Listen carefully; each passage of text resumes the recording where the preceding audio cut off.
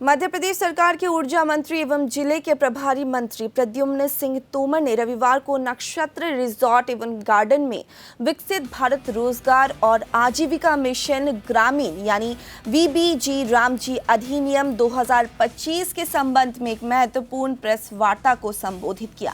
मंत्री तोमर ने कहा कि प्रधानमंत्री नरेंद्र मोदी के नेतृत्व में संसद द्वारा पारित यह अधिनियम ग्रामीण भारत के सर्वांगीण विकास की दिशा में एक ऐतिहासिक कदम है।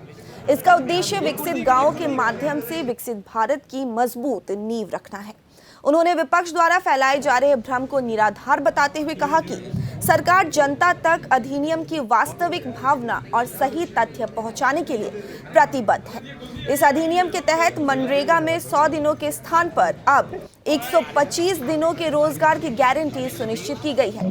साथ ही तय समय में कार्य न मिलने पर बेरोजगारी भत्ते के प्रावधान को और अधिक सशक्त बनाया गया है। मजदूरी भुगतान में देरी होने की स्थिति में श्रमिकों को अतिरिक्त राशि देने का भी प्रावधान किया गया है।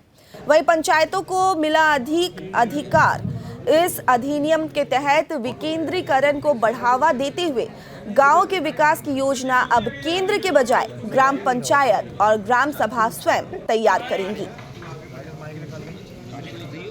विकसित भारत रोजगार और आजीविका मिशन के बारे में मैं आपसे चर्चा करने के लिए यहाँ उपस्थित हुआ हूँ। हमारे अध्यक्ष जी ने बहुत सी जानकारी दी है, पर इस योजना का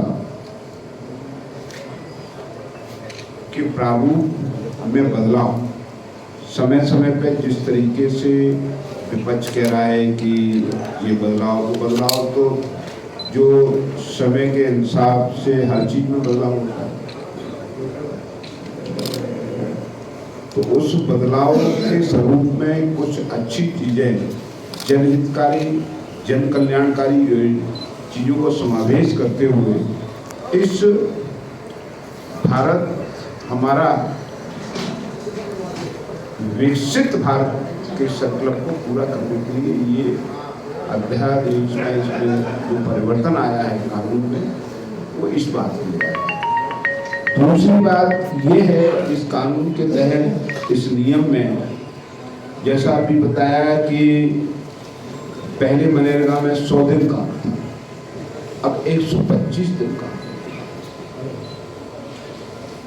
अब वहां पे गांव में विकास की योजना ऊपर से नहीं, नीचे वहां पे पंचायत और वहां की ग्राम सभा तय।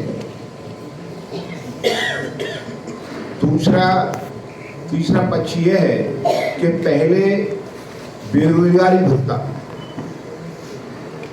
जो था, उस बेरोजगारी भत्ता में विलंब होता था, वो इस कानून में संशोधन करके सशक्त किया गया है कि बेरोजगारी भत्ता अगर काम नहीं मिल रहा है तो तत्काल भत्ता मिले। ये संशोधन किया गया। पहले भुगतान,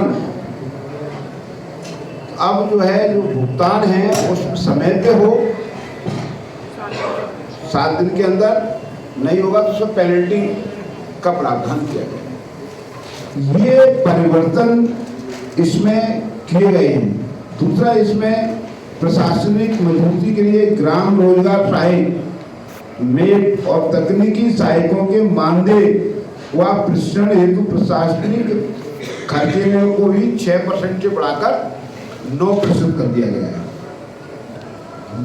विकेंद्रीकरण किया गया है इस चीज का, विकेंद्रीकरण और पंचायतों का सशक्तिकरण।